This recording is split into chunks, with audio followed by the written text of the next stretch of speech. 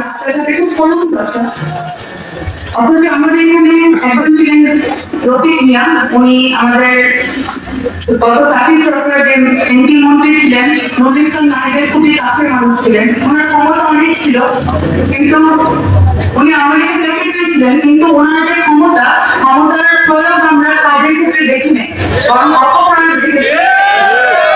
গত রোববার সন্ধ্যায় গোলাপগঞ্জ উপজেলার পশ্চিম আমুরা ইউনিয়নের আমনিয়া বাজারে আমুরা ইউনিয়ন বিএনপি অঙ্গ ও সহযোগী সংগঠনের উদ্যোগে আয়োজিত সভায় সিলেট ৬ আসনের বিএনপির মনোনয়ন প্রত্যাশী সৈয়দা আদিবা হোসেন প্রধান অতিথির বক্তব্যে একথা বলেন।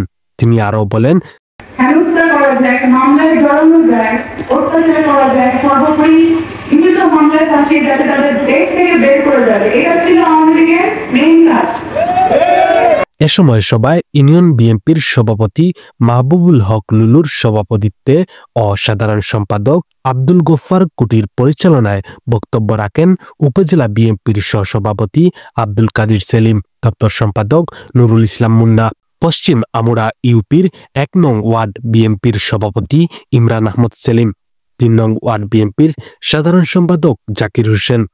এছাড়াও উপস্থিত ছিলেন আমুরা কৃষক দলের সভাপতি আব্দুর রহিম, সাধারণ সম্পাদক বেলাল আহমদ সহ বিএনপি ও অঙ্গ সংগঠনের নেতাকর্মীরা।